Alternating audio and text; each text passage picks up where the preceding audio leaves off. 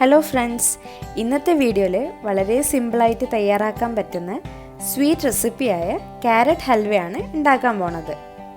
അതിനു മുന്നേ നിങ്ങൾ ഈ ചാനൽ സബ്സ്ക്രൈബ് ചെയ്തിട്ടില്ലെങ്കിൽ അടുത്തുള്ള സബ്സ്ക്രൈബ് ബട്ടൺ അമർത്തുക. ആദ്യം ഒരു പാത്രത്തിൽ നെയ്യ് ചൂടാക്കുക. ഇതിലേക്ക് ചെറുതായിട്ട് മുറിച്ചിരിക്കുന്ന അണ്ടിപ്പരിപ്പും ബാദാമും ഇട്ട് 2-3 മിനിറ്റ് ഇളക്കി കൊടുക്കുക. അണ്ടിപ്പരിപ്പും ബാദാമും ഒരു ലൈറ്റ് ബ്രൗൺ കളറായിട്ട് വരണം. ഒരു ഗോൾഡൻ ബ്രൗൺ കളറായി കഴിഞ്ഞാൽ ഇതിനെ വേറൊരു പാത്രത്തിലേക്ക് മാറ്റി വയ്ക്കുക.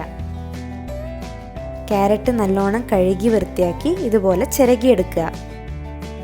ഇതേ നെയ്യിലേക്ക് തന്നെ ക്യാരറ്റിനെയും ചേർത്ത് കൊടുക്കുക. പിന്നെ ഇതിലേക്ക് ഒരു 1/4 കപ്പ് തിളപ്പിക്കാത്ത പാലും ചേർത്ത് കൊടുക്കുക.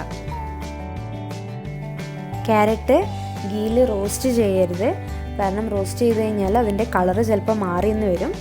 അതുകൊണ്ട് ക്യാരറ്റ് ഇട്ട സമയത്ത് തന്നെ പാലും ചേർത്ത് കൊടുക്കുക. പാൽ ഏകദേശം 10 മിനിറ്റ് വരെ നല്ലോണം തിളപ്പിക്കുക. എന്നിട്ട് ഇത് കുറുകുന്ന വരെ ഇളക്കിക്കൊണ്ടേ ഇരിക്കുക. പാല് നല്ലോണം ഒന്ന് കുറുകി വരുമ്പം ഇതിലേക്ക് കുറച്ചും കൂടി നെയ്യ് ചേർത്ത് കൊടുത്ത് 1-2 മിനിറ്റ് നന്നായിട്ടൊന്ന് ഇളക്കി കൊടുക്കുക. ഇതിലേക്ക് 1/2 കപ്പ് പഞ്ചസാര ചേർത്ത് പഞ്ചസാര നല്ലോണം അലിയുന്ന വരെ നന്നായിട്ട് ഇളക്കി കൊടുക്കണം. പിന്നെ നമ്മളുടെ മധുരം അനുസരിച്ചിട്ടും പഞ്ചസാര ഇട്ട് കൊടുക്കുക. പാല് നന്നായിട്ട് കുറുകി വന്നിട്ടുണ്ട്. കൂടെ ക്യാരറ്റും നല്ലോണം വെന്ത് കിട്ടിയിട്ടുണ്ട്. ഇനി ഇതിലേക്ക് 1 ടീസ്പൂൺ ഏലക്കാപ്പൊടി ചേർത്ത് നല്ലോണം ഇളക്കി കൊടുക്കുക.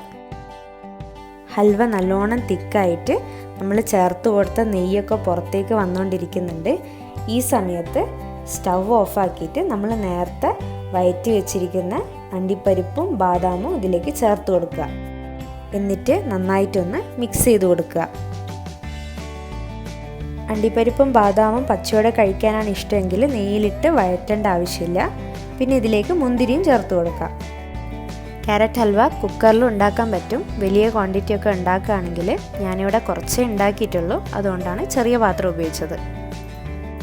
അങ്ങനെ വളരെ ഈസി ആയിട്ട് ഉണ്ടാക്കാൻ പറ്റുന്ന ക്യാരറ്റ് ഹൽവ തയ്യാറായിട്ടുണ്ട്. തുടർന്നും ഈ ചാനലിൽ നിങ്ങൾക്ക് വീഡിയോസ് കാണുവാനായി ഈ ചാനൽ സബ്സ്ക്രൈബ് ചെയ്യുക. കൂടാതെ അടുത്തുള്ള ബെൽ ബട്ടണും അമർത്തുക.